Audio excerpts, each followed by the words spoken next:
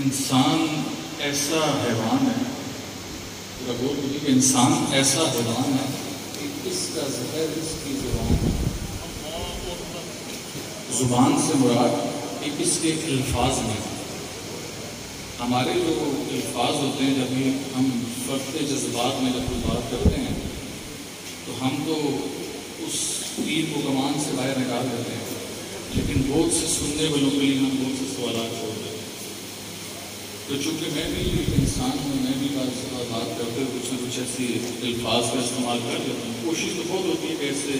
الفاظ کا چناؤ کروں جس سے کسی کی دل آزاری نہ ہو یا کوئی کسی شائبہ میں نہ پڑے، لیکن بحیثیت انسان ایسی کوتاہی انسان سے ہونا ایک معمولی سی بات ہے۔ جو پچھلے ماہ 11ویں شریف میں انڈیا سے مجھے ایسا فیڈ بیک ملا، لیکن جب میں نے تھوڑا سا وقت نکال کے اپنا بیان خود سنا تو مجھے محسوس ہوا کہ شاید یہ الفاظ ان ہستیوں کے شائن نشان نہیں تھے جو میں نے ادا کر دیا۔ میں نے ایک بات آپ لوگوں کے سامنے پیش کی تھی کہ یہ جو اجر ہوتا ہے نا، یہ اللہ تعالیٰ نے اسی کی قرآن کریم میں اجر رکھا اور لوگوں کو کہا کہ تم جب اچھے اعمال کرو گے تو میں تمہیں بروز محشر اس کا اجر دوں گا۔ تو میرا یہ کہنا تھا کہ ہر انسان اسی اجر کے لالچ میں عبادت بھی کرتا ہے، اور اگر یہ اجر قرآن کریم میں مینشن نہ ہوتا، متعین نہ ہوتا، تو شاید ولی اللہ کے طرف سے بھی لوگ بھوکے واپس چلے جاتے۔ تو ولی اللہ بھی اسی وجہ سے لوگوں کو کھانا کھلاتے تھے، اچھے کام کرتے تھے، بھلائی کی ترغیب دیتے تھے، کہ وہ بھی اجر کے طلبگار تھے۔ لیکن میں نے اولیاء اللہ کے لیے لفظ لالچ استعمال کر دیا، تو مجھے خود اس چیز کا احساس ہو کہ مجھے لفظ اولیاء اللہ کے لیے استعمال نہیں کرنا چاہیے، مجھے یہ لفظ استعمال کرنا چاہیے تھا کہ اولیاء اللہ بھی اجر کے طلبگار ہونا چاہیے، یہ ان کے شائن نشان الفاظ بنتے ہیں۔ تو میں نے ضروری سمجھا کہ میں اس چیز کی تصحیح کر رہا ہوں کہ اللہ کے جو ولی ہیں ہم سے، چونکہ یہ محفل ماہانہ 11ویں شریف کے حوالے سے یہ جو اللہ کے ولی ہیں یہ ہر کسی کی سمجھ میں آنے والی چیز نہیں ہے۔ میں نے ابھی تک بڑی معذرت کے ساتھ ہوئی ایسا لکھاری میری نظروں سے نہیں گزرا کہ جس نے اللہ کے ولی کی وہ شان بیان کر دی جس کے وہ لائق ہے۔ جب بھی اللہ کے ولی کی شان بیان کرنے کے لیے اٹھا تو وہ آدھے رستے میں رہ گیا، تو اسے پورے طریقے سے بیان نہ کر پایا، کیونکہ اس کی سمجھ سے ہی وہ بالا پر شخص گئی۔ میں ایک چھوٹی سی مثال پیش کروں گا اللہ کے ولی کی۔ ایک اللہ کے ولی نے کسی سے سوال کیا کہ تم نے کبھی رات کو ڈھلتے ہوئے دیکھا؟ اس نے کہا کہ بڑے دفعہ دیکھا ہے، تو یہ دفعہ نہیں، اس سے معاملہ تو یہ بنا دفعہ درپیش ہوا۔ تو انہوں نے کہا کیا کوالٹی ہوتی ہے، کیا وہ معاملات ہوتے ہیں جب رات ڈھلتی ہے اور صبح ہوتی ہے؟ اس نے کہا جی کہ جب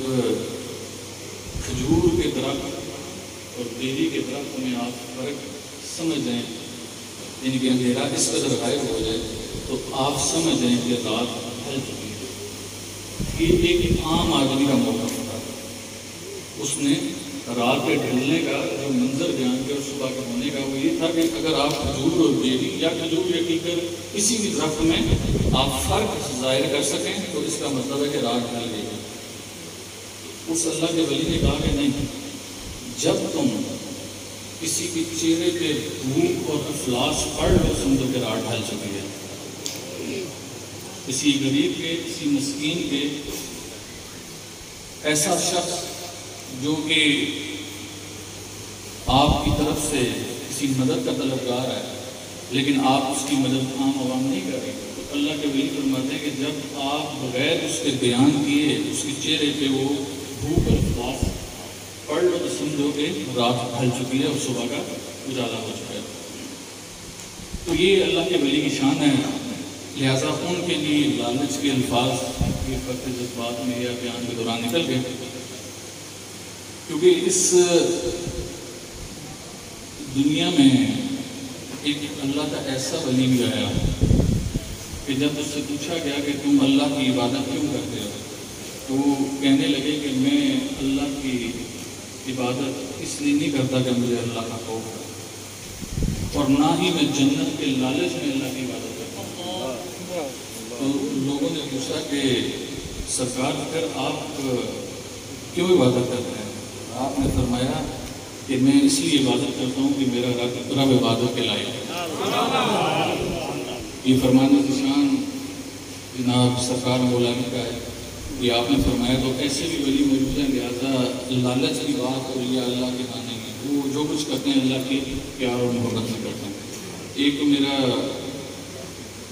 جو پروگرام تھا اس چیز کو میں کلیئر کر دوں، اسی میں جو میں نے یہ چیز بیان کی کہ اولیاء اللہ کیسے لوگوں کے چہروں پر خون کا فلاس پڑ دیتے ہیں، یہ میں اس زمن میں بیان کیا کہ آج کل بہت سے ایسے لوگ ہیں جو سوشل میڈیا بڑی سستی شہرت کا ایک ذریعہ ہے۔ آپ کے پاس چند روپے ہوں، آپ ایک اچھا سا اسٹوڈیو بنا سکتے ہیں، چند مائک لے کے آپ بیٹھ جائیں، اس کے بعد آپ بھی عالم الخلاصہ بن جائیں گے اور آپ پھر اللہ کے ولیوں کو بیان کریں گے، ان میں لکونگیں نکالیں گے، بتائیں گے کہ ان میں کیا کمیاں تھیں، اور وہ اللہ کے ولی نہیں تھے بلکہ شاید ہم لوگوں نے نقابے بنا دیا۔ کل آپ اصلاح سمجھ رہے سوشل میڈیا پہ، تو میں اس زمن میں نے بیان کیا کہ جو اللہ کا ولی ہوتا ہے یہ اللہ تعالیٰ نے بنایا کیوں ہے۔ ایک چیز ہے نا کہ پیغمبر آ کے 1,24,000 انبیاء کرام اس دنیا پر آئے، 4 کتابیں اللہ تعالیٰ کی آ گئی، بے شمار حدیثیں آ گئے، ان سب کے ہوتے ہوئے کیا کسی ولی اللہ کی ضرورت تھی؟ یہ تو بڑی عجیب سی بات ہے، اللہ نے اپنا پیغام بھی پہنچا دیا۔ اللہ تعالیٰ نے یہ بھی فرما دیا کہ حضور نبی کریم صلی اللہ علیہ وآلہ وسلم کے ذریعے میں نے اس دین کو مکمل فرما دیا۔ تو جب دین مکمل ہو گیا تو اس کے بعد یہ امام سرکار کی کیا ضرورت تھی؟ میری جگہ امام شاہ گیلانی رحمۃ اللہ علیہ کی کیا ضرورت تھی؟ حضور غوث پاک کی کیا ضرورت تھی؟ جتنے وہ یاد آئے کی کیا ضرورت تھی؟ تو ایک جگہ میرے سے سوال ہوا کہ جب اللہ کے نبی موجود تھے تو پھر اللہ کے ولی کا سوال ہی کرنا نہیں تھا، لہٰذا یہ خود سے بنائی ہوئی کتاب بنا، یہ آپ لوگوں نے خود سے کتاب بنا لی ہے اللہ کے ولی۔ تو میں نے ایک بڑا سادہ سا جواب دیا، میں نے کہا کہ نبی وہ جو اللہ کا پیغام لوگوں تک پہنچائے۔ سمجھ آئے نا، اس سے کچھ سمجھ آئے نا، نبی وہ جو اللہ کا پیغام لوگوں تک پہنچائے، اور ولی وہ جو لوگوں کا پیغام اللہ تک پہنچائے۔ تو اب جس شخص کو یہ سمجھنا ہے کہ ولی کا اس دنیا میں کام کیا ہے تو وہ لازمی اولیاء اللہ کے بارے میں کچھ نہ کچھ بولتا رہے گا۔ میں چونکہ ماہانہ درس قرآن کی مکتب ہے، ٹائم زیادہ ہو گیا، میں زیادہ ٹائم لیے بغیر میں کوشش کروں گا کہ ہم اسپیک ہاؤس کے پلیٹ فارم سے سننے والوں کو جوش گزار یہ کرتے چلیں کہ آیا اس ماہانہ درس قرآن کی محفل کا مقصد کیا تھا، کہ ہم کیوں چاہتے ہیں کہ قرآن کو ترجمے کے ساتھ پڑھا جائے۔ سن 2014 میں نے ایک کاوش کی، لگ بھگ 350 علماء اور مشائخ کی موجودگی میں، اس وقت کے وزیر تذکیر سردار محمد یوسف صاحب تھے، آپ کی سربراہی میں کانفرنس ہوئی جس میں فرقہ وارانہ ہمانگی کو ٹارگیٹ کیا گیا تھا کہ یہ فرقہ وارانہ ہمانگی کیسے پیدا کی جائے۔ تو چونکہ بہت سے علماء موجود تھے، مجھے معلوم تھا کہ نمبر تو شاید مشکل لیا ہے اس میں، لیکن میں نے بعض موقع پہ ہے تو میں ابھی علی والا ہوں تو میں نے مائک لے لیا ان سے، تو میں نے ان کی کانفرنس سے بھی اختلاف کیا، ان کے طریقہ کار سے بھی اختلاف کیا، اور میں نے ان سے کہا کہ میں صرف ایک گزارش کروں گا اور اس کے بعد میں مائک دے کر یہاں سے چلا جاؤں، میں نہ تو یہاں پر تقریر کرنے آیا ہوں نہ کوئی بیان کرنے آیا ہوں۔ آپ نے ہم سے تجاویز مانگی، یہاں پر تقریریں ہو رہی ہیں، میرے پاس یہ ٹائم نہیں، میں تجویز پیش کروں گا، اگر آپ لوگوں کو سمجھ آئے کہ اس کا حصہ بن سکتی ہے تو ضرور اس کا حصہ بنا دیا۔ تو جو ایک تجویز میں نے 350 علماء اور مشائخ کی موجودگی میں سردار یوسف صاحب کو پیش کی، وہ یہ تھی کہ اگر آپ چاہتے ہیں کہ فرقہ وارانہ ہمانگی پیدا کی جائے یا فرقہ وارانہ جو تناؤ ہے شیعہ سنی جو بنی بھابی کی جو ہے اس کو ختم کیا جائے، جو کہ ہمارا لوگوں بھی ہے جو ہمارے ساتھ ہماری ہر تشہیر میں چلتا ہے، تو میں نے انہیں کہا کہ آپ قرآن پاک کی ترجمہ کے ساتھ تعلیم کو نصاب کا حصہ بنا لیں. اگر آپ ایسا کریں گے تو آپ مجھے پورے قرآن میں سے سنی شیعہ دیوبندی وہابی کا لفظ نکال دیں.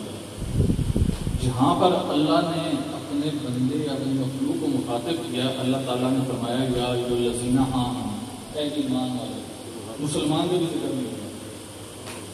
تو میں نے کہا کہ ہمیں اگر اپنے بچوں کو ایمان والا بنانا ہے، اگر ہمیں اپنے قرآن والا بنانا ہے، اور ہم چاہتے ہیں کہ وہ اللہ کی اس رسی کو مضبوطی سے تھامے رکھیں اور تفرقے میں نہ کریں، تو آپ کو قرآن کریم کی ترجمہ کے ساتھ تعلیم کو نصاب کا حصہ بنانا پڑے. چاہے اس کو آپ کو اس کے لیے اسلامیات کا سبجیکٹ ختم کرنا پڑے، آپ قرآن کو ایسے سبجیکٹ لے کے آئے. یہ میری کوشش 7 سال جاری ہے. 7 سال جو بھی وزیر آیا، جو بھی حکومت آئی، میں نے اپنے کہیں جو مجھ سے ہو سکتا تھا میں نے ان کے ٹیبل پر ایک گزارش پہنچائی. الحمدللہ علی محمد خان صاحب کو میں نے آخری ٹائم تجویز پیش کی اور انہوں نے اس قرارداد کو قومی اسمبلی میں پیش کیا، اور اس کے بعد اس کو منظور کروانے کے بعد اب پنجاب کی تمام جامعات میں اس کو جاری کر دیا گیا. ایک بڑے دکھ کی بات ہے کہ